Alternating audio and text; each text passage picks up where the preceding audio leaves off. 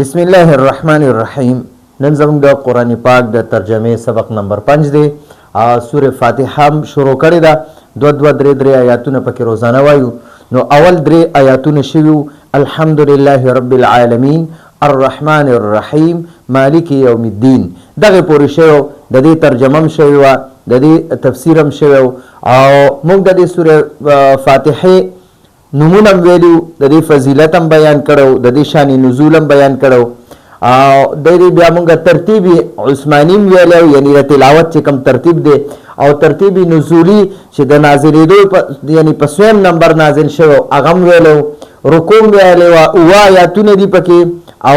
یوه رکوع ده پکې. او دا هم درته ویلو چې دا سورة الفاتحه دا اول دا سورتون چې دی دا مضاف دی او الفاتحه دا مضاف الیه دی. نو د ټولو د قرآن پاک 114 سورتونه دي. د هر سورت په شروع کې چې کوم دا سورة الفاتحه، سورة البقره، سورة آل عمران، سورة النساء، سورة المائده، سورة الانعام، سورة الاعراف، سورة الانفال، سورة التوبه. نو د هر سورت چې کوم دا سورت او هغه د سورت نوم دا دوانه مضاف الیه جوړیږي همیشه لپاره. د ټول قرآن د سورتونو څنګه نمونه چې دي دا مضاف الیه جوړیږي. اخجی نن به مونږ وایو ایاک نعبد و ایاک نستعین اهدنا الصراط المستقیم. دلته ګورئ دا ایاک دی او نعبد دی، بیا واو دی، بیا ایاک دی، نستعین دی، اهدی دی، نا دی، الصراط دی، المستقیم دی. د ایاک معنی دا خاص تا، صرف اور صرف ستا، صرف اور صرف ستا یا خاص ستا.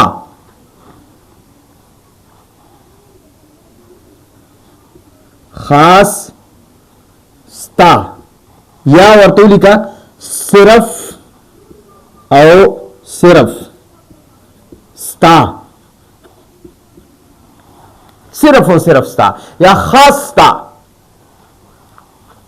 نعبد معنی من عبادت کو، من عبادت کو او دری وہ معنی دا او بیا ایاک معنی دا څنګه چې د دې ایاک معنی دا خاص تا یا صرف او صرف ستا، نو د دې ایاک معنی هم اندغه شانته ده. ایاک معنی دا خاص ستانا یا خاص تانا یا صرف او صرف، صرف او صرف ستانا. نستعین معنی را مونږ مدد غواړو، استعانت غواړو، مدد غواړو، تعاون غواړو. نو مونږ مدد غواړو، مونږ مدد غواړو یا مونږ تعاون غواړو یا مونږ استعانت غواړو. نو دا مونږ مدد غواړو دا آسان دی. ٹھیک شو؟ نو ګورئ ایاک نعبد، ایاک خاص تا نعبد مونږ عبادت کو، و ایاک او خاص تانا نستعین مدد غواړو، مونږ مدد غواړو. ٹھیک شو؟ نو ګورئ دا ایاک نه دی، ایاک نعبدو دا اصل کې دی نعبدو کا، نعبدو دا نعبدو معنی دا مونږ عبادت کو، دا د جمع متکلم صیغه ده. اعبدو معنی دا زه عبادت کوم او نعبدو معنی دا مونږ عبادت کو. نو نعبدو دا فعل دی او د سره دا فعل دی کې دنه دا فاعل دی او دا کنه کا دا کا ضمیر ولا مفعول به دی. نو د دې نعبدو کا معنی دا مونږ ستا عبادت کو. پدې کې تاکید نشته، پدې کې زور نشته یاره چې مونږ ستا عبادت هم کو او کله کله د بل چا عبادت هم کو. ٹھیک شو؟ نو نعبدو کا کی زور نشته، تاکید پکې نشته. نعبدو کا معنی دا مونږ ستا عبادت کو. چې کله دا کاف ضمیر نه مفعول دی، دا مفعول دا چې کله د دې فعل نه مخکې کې کنه مخکې، نو بیا دې کې خاصواله پیدا شي او دغه تاکید پیدا شي دغه زورنه پیدا شي چې کله د کاف د نعبدون مخکې کو کنه اوس دا کاف چې د نعبدون ورسته دی حالانکه د اصل ځای عمده دی اول فعل وی فعل فاعل اول وی بیا پس مفعول وی اول فعل فاعل وی بیا پس مفعول وی ٹھیک شو خو چې کله مفعول نه دا د فعل نه مخکې شي کنه نو پوه شي چې دا د ډیر تاکید د پاره د ډیر زورنې لپاره مخکې شو نو دا بیا موږ دلته را مخکې کو نو دا بیا کاف ځان له یوازې نه ویل کیږي دا کاف نه دی دا یوازې ځان له نه ویل کیږي دلته نه اوس ختم کو دلته نه ختم کو ورستم بوتلو چې پدې کې زور پیدا شي تاکید پکې پیدا شي نو اوس دا ځان نه ویل کیږي دا کاف معنی رستا ستا او نعبدو معنی دا مونږ عبادت کو نعبدو دا جمع متکلم سے عادت مونږ عبادت کو نو مونږه ستا عبادت کو مونږ ستا عبادت کو نو اوس پر دې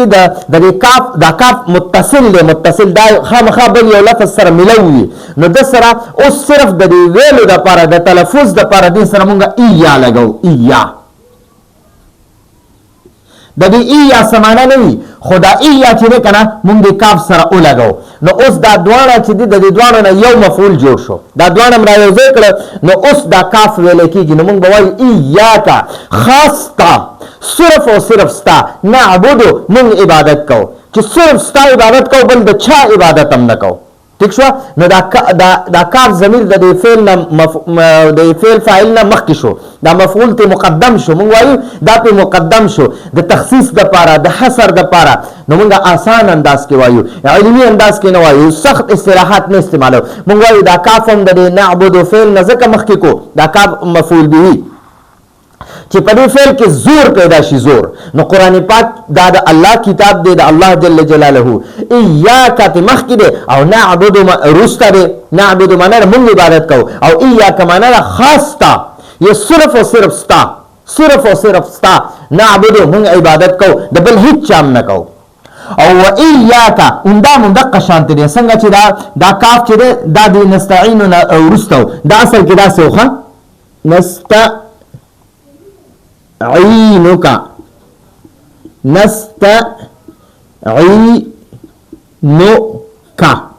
نستعين دا فعل فاعل دی دا جمع متکلم صيغه ده نستعين معنی د مونږ مدد غواړو کا معنی رستا ستانه نو ګورئ اوس د دې کې زور نشته تاکید پکې نشته چې کله د فعل فاعل نه ورسته دا مفعول دی دا کاف ضمیر متصل او دا مفعول دی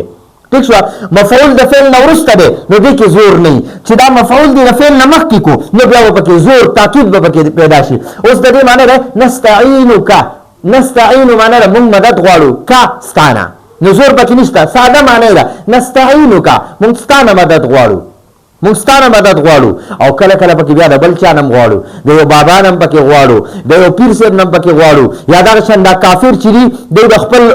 کم داغي بوتان وی داغي نم پکې غواړي ٹھیک شو نو هغه کفر او شرک ته نو نستعين کمانه مونږ ستانه مدد غواړو مونږ ستانه مدد غواړو خو کله کله پکې د بل چا نم غواړو ٹھیک شو نو دا دلته کې بیا صحیح نه راځي نو دلته کې به اوس مونږ دا کاف ضمیر نه دی دا به نستعين فعل د صيغه نه مخکې کو نو دا به مونږ وایو ایاک ایا خدا کاف چې د دې نه مخکې کو نو اوس نه ویل کیږي نو دې سره د تلفظ د لپاره مونږ دقه ایا ولګو چې دا صرف ادا شي نو ایاک معنی خاص تانا د بل چا نه نستعين مونږ مدد غواړو نستعين مونږ مدد غواړو نو ایاک نعبد ایاک معنی صرف او صرف تانا خاص تانا نعبد خاص تا ایاک معنی خاص تا صرف او صرف ستا نعبد مونږ عبادت کو د بل چا نه کو و ایاک او خاص تانا صرف ستانه نستعين مونږ مدد غواړو نو دا نستعين چې دا د جمع متکلم صيغه ده نستعين جمع متکلم صيغه ده ٹھیک شو نو جمع متکلم صيغه ده او د دې معنی مونږ مدد غواړو امید ده تاسو په دې باندې پوه شئ او دا نستعين نه ده پدې کې اوس لږ غونټه د طلباو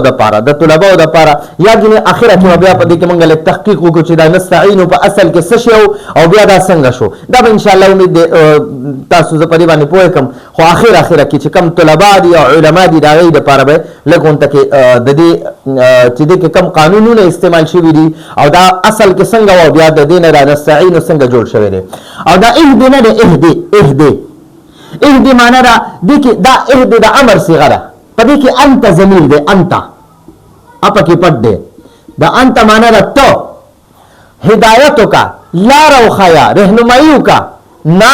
زمونگا نو دا اهدي فعل فاعل ده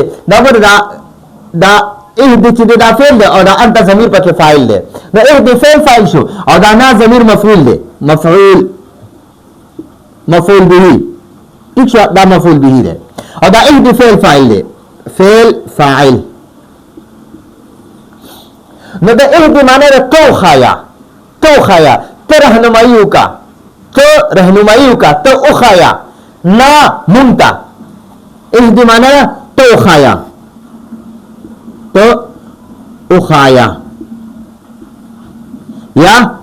یا معنی او کا تو رهنمایو کا یا تو ہدایت کا نا مونتا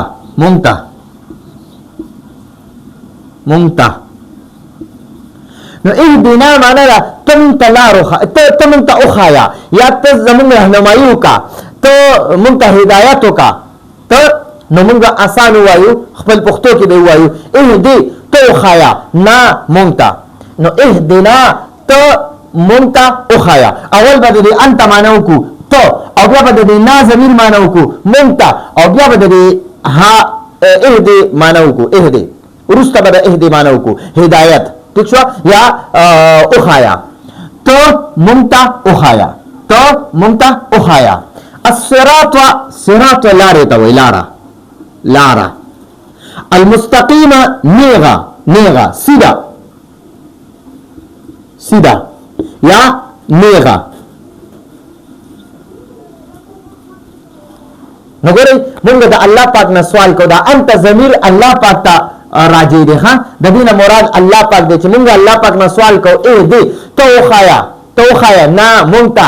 الصراط المستقیم نیغا لارا صراط موصوف ته ها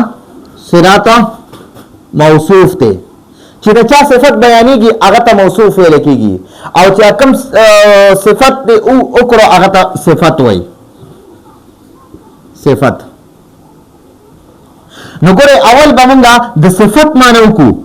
1 نمبر باندې او 2 نمبر باندې به بیا مونږ د موصوف معنی کوو نو مونږ به وایو سیدا لارا یا نیغه لارا اهدنا تو مونتا اخایا الصراط المستقیم نیغا لارا تمونتا نیغا لارا اخایا نو ایاک نعبد مانا خاص تا نعبد مونږ عبادت کو یا داسې معنی وکړه مونږ خاص تا عبادت کو یا مونږ صرف او صرف ستا عبادت کو د بل هیڅ چا عبادت نه کو و ایاک نستعين او مونږ صرف او صرف ستانه مدد غواړو د بل چا نه غواړو ٹھیک شو نو ګورئ بیا مدد دوه قسمه دی یو ته مدد حقيقي وي یو ته مدد عارضي وي نو مدد حقيقي لکه زه اوس غواړم چې یا الله مالا بچی راکې یا الله مالا دنیا خسته کې یا الله مالا آخرت خسته کې نو دا داسې سوالونه دي کنه چې دا صرف د الله نه کیږي د بل چا نه کیږي نو که یو کس عمده سیزونه د الله نه علاوه د بل سیز نه د بل چا نه غواړي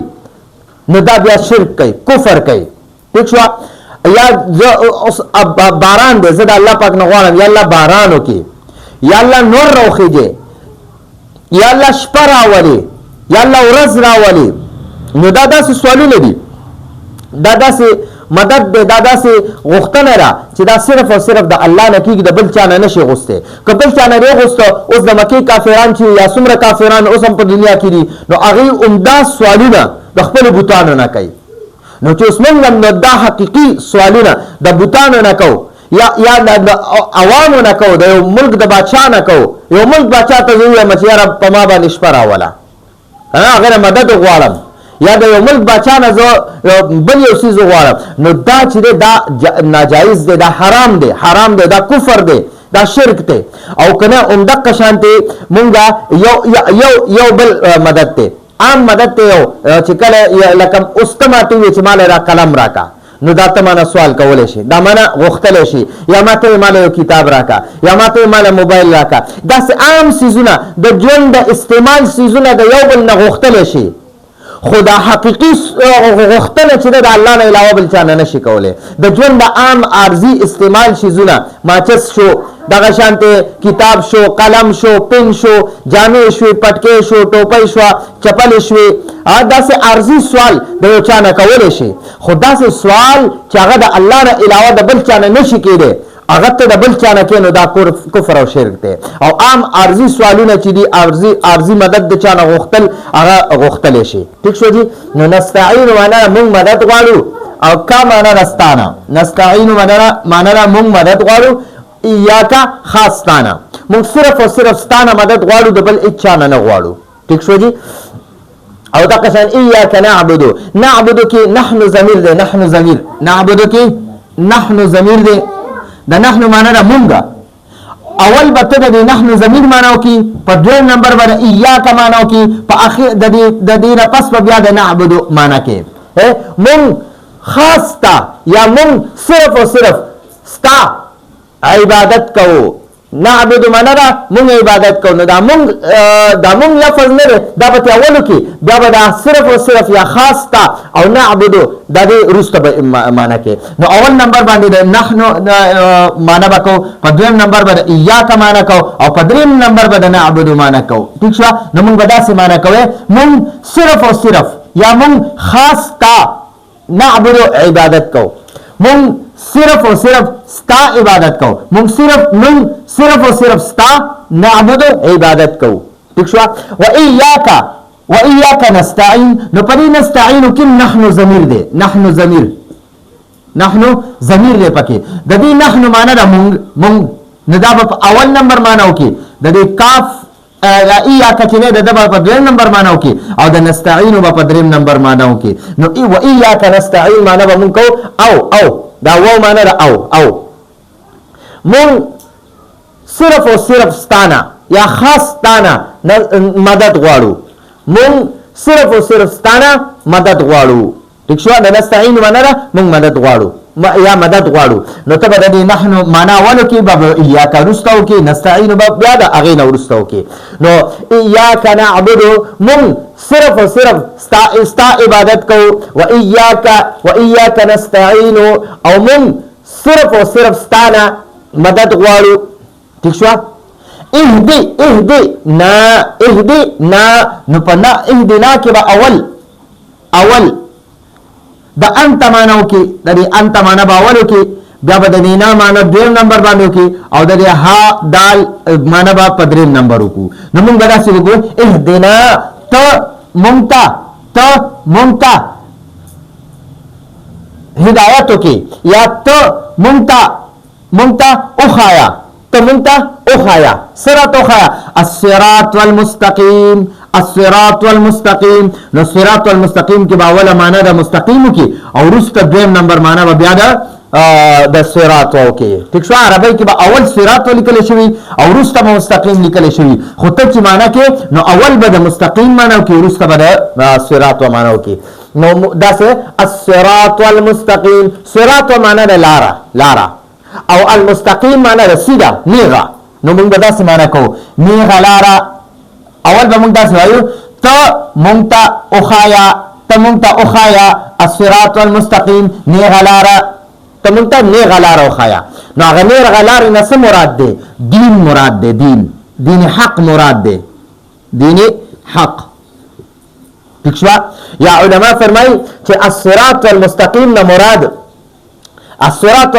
نه مراد د رسول الله صلی الله علیه وسلم مکمل شریعت مطهره باندې خپل ژوند تیرول مراد دی. ٹھیک شو مکمل د رسول الله صلی الله علیه وسلم اتباع او د رسول الله صلی الله علیه وسلم باندې ایمان راوړل او د رسول الله صلی الله علیه وسلم په نقش قدم تلل دې ته صراط مستقیم وای ٹھیک شو نو موږ الله نه سوال کوو چې الله ته موږ ته صراط مستقیم وخایي نو بیا به بل آیات کې و چې هغه صراط مستقیم کومه لار ده نو هغه لار ده چې تا په انعامونه کړي دي تا په هغې باندې یعنی ډېر رحمتونه او برکتونه راوړولي نو هغه بیا په 15مه سپاره کې وایي چې هغه اولئک الذین انعم الله علیهم من النبیین والصدیقین والشهداء والصالحین ٹھیک شو وحسن اولئک رفیقا نو دغه دی پکې نو موږ دلته کې وایو ایاک نعبد موږ صرف او صرف ستا عبادت کوو و ایاک نستعین او موږ صرف او صرف ستا نه مدد غواړو اهدنا تمون توخایا الصراط المستقیم نیغه لاره ٹھیک شو نو اوس پرې دا نستعینو نه دی نستعینو په دې کې لږ غونته مختصر د طلباو دپاره لږ تحقیق کوو د علماو طلباو دپاره دا نستعینو چې دی که نه دا په اصل کې دی نستعینو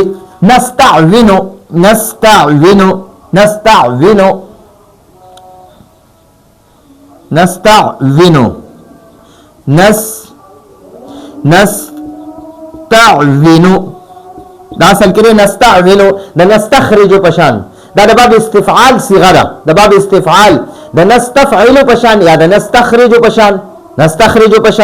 نو استخرج يستخرج استخراجا یا دا قشان استفعل يستفعل استفعالا دا قشان استعون يستعون استعوانا باب استفعال ندا نو دا نستعون دی دا نستعين پاسل کې څه شو نستعون نو دا قال يقول قانون د وجنه دا څوک چې دا واو نه واو په دی واو باندې دا کسره دا زیر ډیر ثقيل وي ډیر نشي برداشت کوله نو د دې واو نه به موږ دا زیر واخلو د غلبه ورکو ګورې دا نستعون زبیا لیکم نستعون وینو نو ګورې په دې واو باندې دا زیر ډیر درون نو د دې واو نه موږ دا واو ساکن کو او دا زیرم ته عین لا ورکو دا عین ساکن لا نو دا نستعون شو نستعون نو اوس د میعاد القانون د وجنه دا واو ساکن دی او مخکې حرف باندې ته زیر دی نو دا د دې واو نه به موږ یا جوړ کړو نو دا واو په یا باندې بدل کړو دې نه موږ سره څه جوړ شو نستعين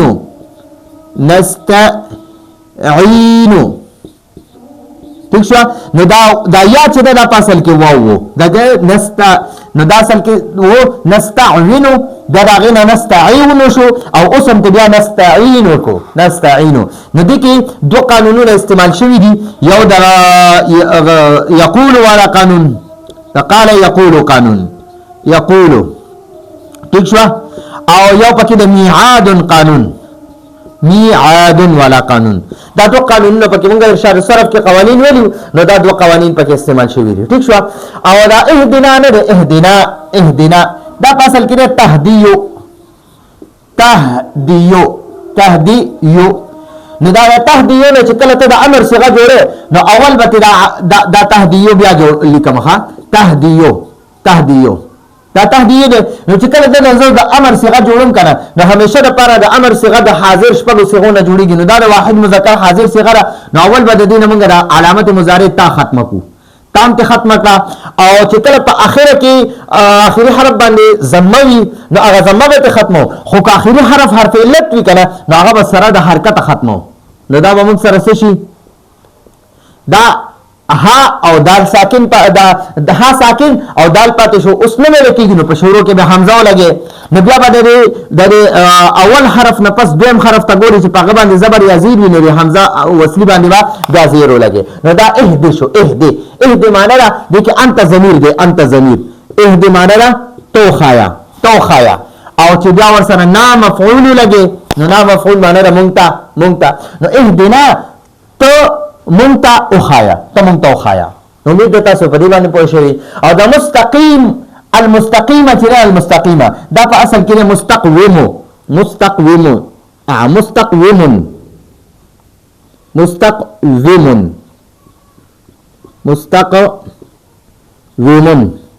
دا مستخرج پشان دا مستفعل مستخرج نو بیا چې پدې کې موږ داسې وکړه چې کم قانون په نستعینو کې استعمال کوم دغه شانتي بیا دې کې استعمالو نو دا مستقومو چې دی که نه په دې واو باندې دا زیر ثقیل دی نو د دې واو دا زیر هم ختم کو د قاف ساکن لم ورکو او دا واو موږ ساکن کو دا واو ساکن کو د قاف لم د دې واو زیر ورکو د واو زیر هم قاف له ورکو دا اوس موږ سره مستقیمون شو مستقیمون اوس د میعاد قانون د وجه چې واو ساکن وي مخکې حرف باندې زیر وي د دې واو نه به یا جوړه کړي نو دا به موږ سره څه شي ګوره ورته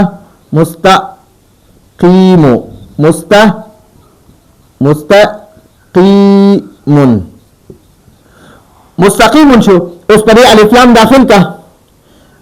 او اوس پر تنوین ختم شي نو ګورئ دا اوس موږ سره څه پاتې شو المستقیم خو اوس چې کله دا بیا صفت شي کنه نو د دې په موصوف باندې چې کم حرکت وي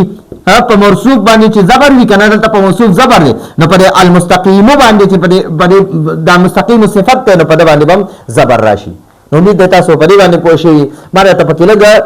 تحقیق مو کو چې کوم صرفي او نحوي تحقیق دی هغه مې درته پکې وکړو او انشاءالله تاسو ته د دې نه ډېره فایده شوي یو ځل بیا لفظي ترجمه کو ایاک معنا خاص تا یا صرف او صرف ستا نعبدو مونږ عبادت کو نو مونږ به داسې وایو ایاک نعبدو مونږ صرف او صرف ستا عبادت کو و ایاک او خاص تانا یا صرف او صرف ستانا نستعینو مونږ مدد غواړو نو اوس په مونږ د دې ترجمه داسې کوي مونږ صرف او صرف ستانا مدد غواړو ٹھیک شو دا اهدنا چې اهدی کې انت ضمیر دی او دا نازم بیا مفعول دی نو اهدنا کې به موږ داسې وایو اول به د انت ضمیر معنی وکړو په دویم به یا د مفعول معنی وکړو او بیا به د اهدی معنی وکړو نو موږ به داسې وایو اهدنا ته موږ ته لار وښایه یا ته موږ ته وښایه ته موږ ته هدایت وکړه ته زموږ رهنمایي وکړه الصراط المستقیم د صراط مستقیم د نیغې لارې هدایت راته وکړه صراط مستقیم به بیا موږ څنګه وایو اول به د مستقیم معنی کوو ځکه چې دا صفت دی او وروسته به بیا د صراط معنی کوو ځکه چې دا موصوف دی نو د موصوف صفت کې به اول د صفت معنی کوي وروسته به د موصوف معنی کوي الصراط موصوف دی ټیک شو د صفت بیان شوی دی چې داسې لاره چې هغه بالکل سیده ده نیغه ده کوږوالی را کوږوالی پکې نشته یو خو دا لاره به کشاده وي یعنی وسیعه به وي پلنه به وي بل به نږدې لاره وي دا لاره د دې لارې خصوصیات بیا پنځه بیان کړي دي چې یو خو به دا لاره ډېره وسیع وي کشاده به وي پلنه لاره به وي دویمه دا به ډېره نږدې وي نږدې ٹھیک شوه نږدې بس داسې لار راته یا الله وښایه چې نږدې تا ته در ورسم چې بالکل فورا ستا ذات عالي ته در ورسم ٹھیک شو نو داسې لار ته مراد ده نو یو چې قریبه وي دویمه کشاده وي دریمه منزل مقصود ته دې رسوي بالکل چې ستا کوم منزل او مقصود دی د الله جل جلاله دربار یعنی الله پاک سره ملاقات او جنت ته تلل ٹھیک شو نو دغه صراط مستقیم ده امید ده تاسو په دې باندې پوه شوي دا زموږ د نن ورځې درس او په نن درس کې انشاءالله تاسو کوشش وکړئ د دې نه سکرین شاټ هم واخلئ ځان سره هم لیکئ او دا کوم قوانین به کې د صرفي نحوي تحقیق مې راته پکې وکړو دا هم پکې حل کوئ او ځان سره ولیکئ امید ده تاسو ته دې نه ډېره فایده شوي بله ګورئ چې کله دا صورت مونږ ختم کو صراط الذین انعمت علیهم غیر المغضوب علیهم ولا الضالین نو دغه مونږ ته اوس پاتې دی چې کله مونږ دغه پوره کړو د خیره سره بیا به مونږ مکمل چې دا سوره فاتحه چې انسان وای او الله پاک کوم جواب ورکوي نو زه به درته هغه حدیث هم بیانوم او هغه به درته د الله پاک جواب به هم درته ښیم چې الحمدلله رب العالمین بنده ووایي نو الله پاک کوم جواب ورکوي الرحمن الرحیم دی وي الله پاک بیا کوم جواب درکوي مالک یوم الدین دی وي الله پاک کوم جواب درکوي نو انشاءالله چې دا صورت پوره شي زه به بیا تاسو ته هغه ښیم هغه به درته وایم راتلونکي درس پورې اجازه غواړو هذا هو المرام والله اعلم بحقیقة الكلام